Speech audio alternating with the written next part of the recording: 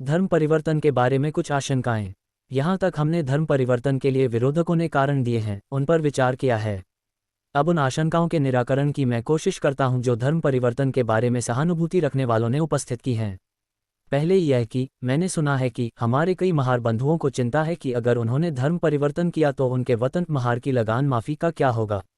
उच्च वर्ग के धर्म परिवर्तन विरोधियों ने गांव-गांव के महारों के मन में यह डर डाल दिया है कि यदि आपने धर्म परिवर्तन किया तो फिर आपकी महार की जाएगी। महार की जाएगी तो खुद मुझे किसी तरह का खेद नहीं होगा, यह बात आप सब लोग जानते हैं। महारों को अधोगति तक ले जाने वाली यदि कोई बात हो तो वह है महार की। अपना यह मत पिछले 10 सालों से मैं लोगों के सामने रखता रहा हूं। जिस दिन महारकी की बेड़ियों से आपको छुटकारा मिलेगा उस दिन मैं समझेंगा कि आपके उद्धार का मार्ग खुल गया। इसके बावजूद जिन्हें महारकी चाहिए उनको मैं आश्वासन देना चाहूंगा कि धर्म परिवर्तन करने से उनकी महारकी को कोई नुकसान नहीं पहुंचेगा। इस बारे में 1850 के कानून का जिक्र करना होगा। इस कानून की धारा के अनुसार किसी भी आदमी के केवल धर्म परिवर्तन करने से वारिस या मालमत्ता के अधिकारों में कोई बाधा नहीं आनी चाहिए। केवल कानूनी प्रावधान से जिन्हें संतोष नहीं होता वे नगर जिले के हालात पर ध्यान दें। नगर जिले के कई महार ईसाई हो गए हैं। कई घरों में तो हालत यह है कि कुछ लोग ईसाई हो गए हैं और कुछ लोग महार ही रह गए हैं। इसके बावजूद जो ईसाई हुए हैं उनका वतन पर से अधिकार खत्म नहीं हुआ है। नगर के महारों से आपको इसका उदाहरण मिल जाएगा। इसलिए यह डर कोई न पाले कि धर्म परिवर्तन से महारकी के लिए जोखिम पैदा होगा। दूसरी आशंका राजनीतिक अधिकारों के बारे में है। कई लोगों ने यह आशंका व्यक्त की है कि धर्म परिवर्तन करने से हमारे अधिकारों का क्या होगा। कोई यह नहीं कह सकता कि अस्पृश्य वर्ग को मिले राजनीतिक अधिकारों का महत्व मैं नहीं पहचानता। ये राजनीतिक अधिकार पाने के लिए मैंने जितनी मेहनत और कोशिशें की हैं उतनी किसी और ने नहीं की हैं। हालांकि राजनीतिक अधिकारों पर ज़्यादा जोर देना ठीक नहीं, ऐसा मुझे लगता है। जो राजकीय अधिकार दिए गए हैं वे यावत चंद्र दिवाकरों की शर्त पर, यानी जब तक सूरज चंद्र हैं तब तक नहीं दिए गए हैं। वे कभी ना कभी खत्म होने ही वाले हैं। अंग्रेज सरकार ने न्याय किया था। उसमें खुद के दिए राजनीतिक अधिकारों की काल सीमा 20 साल तय की थी। पुणे करार में इस तरह की काल सीमा तय नहीं की गई है, लेकिन उसका मतलब उसमें असीम समय दिया गया है, ऐसा कोई नहीं कह सकता। जो लोग राजनीतिक अधिकारों को महत्व देते हैं वे सोचें कि उन अधिकारों के नष्ट होने पर स्थितियां क्या होंगी।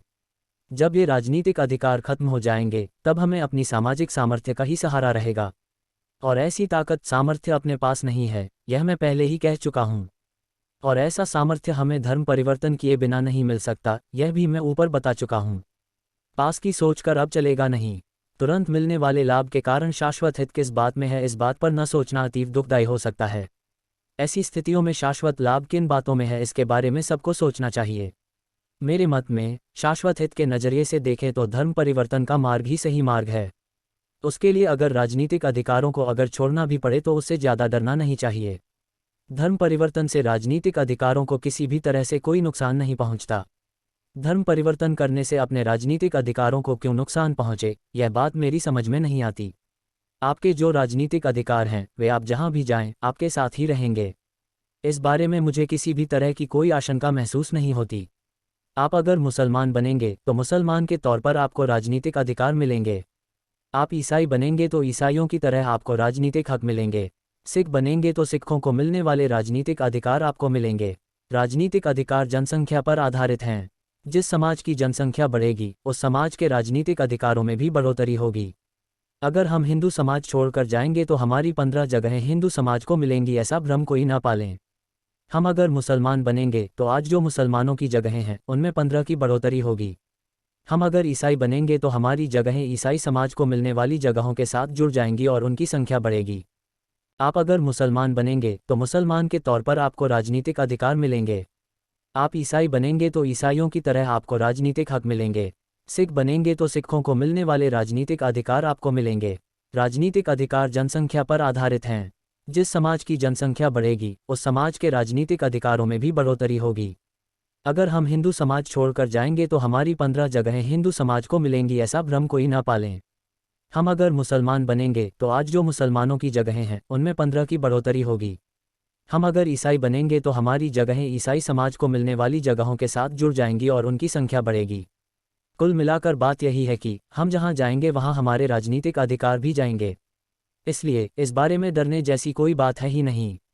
उल्टे अगर हमने धर्म परिवर्तन नहीं किया और हिंदू धर्म में ही रहे तो क्या हमारे अधिकार हमें मिलेंगे? इस बारे में सोचिए। मान लीजिए हिंदू लोग यदि अस्पृश्यता को नहीं मानते हैं और अगर माना जाए तो वह एक गुनाह होगा, इस आशय का एक कानून पास कराते हैं और इस तरह का कानून बनाने के बाद यदि आपसे पूछते हैं कि हमने आपकी अस्पृश्यता कानूनन मिटा दी है, अब आप अस्पृश्य नहीं रहे, आप गरीब और दरिद्री हैं, दरिद्र जातियों को हमने राजनीतिक अधिकार दिए नहीं हैं, फिर आपको क्यों दें? तो इस सवाल का आप क्या जवाब देंगे, इस बारे में भी आपको सोचना होगा। मुसलमान लोग, ईसाई लोग बड़ी आसानी से इसका जवाब दे सकते हैं। वे कहेंगे हमारा समाज दरिद्री है, अज्ञानी है, पिछड़ा है, इसलिए हमें अलग राजनीतिक अधिकार नहीं दिए गए हैं। हमें ये अधिकार मिले हैं क्योंकि हमारा धर्म अलग है, हमारा समाज अलग है, और जब तक हमारा धर्म अलग है तब तक हमें अपना राजनीतिक अधिकार मिलना चाहिए। आप जब तक हिंदू धर्म में हैं तब तक इस तरह का रुख अपना नहीं सकते हैं। जिस दिन आप धर्म परिवर्तन करके हिंदू धर्म से अलग हो जाएंगे तब आप इस तरह का रुख अपना सकते हैं, तब तक नहीं। जब तक आप इस तरह अलग खड़े होकर अपने अधिकारों की मांग नहीं कर सकते तब तक आपके अधिकार सुरक्षित रहेंगे, इसका भी कोई भरोसा नहीं है। अपने राजनीतिक अधिकारों को शाश्वत मानकर चलना अज्ञानता का लक्षण है। इस दृष्टि से देखा जाए तो धर्म परिवर्तन राजनीतिक अधिकारों के विरोधी न होकर उनके संवर्धन का ही वह एक हिस्सा है, ऐसा माना जा सकता है। आप हिंदू धर्म में रहेंगे तो आपके राजनीतिक अधिकार जाएंगे। राजनीतिक अधिकारों को बचाना हो तो धर्म परिवर्तन कीजिए, धर्म परिवर्तन से वे कायम रहेंगे।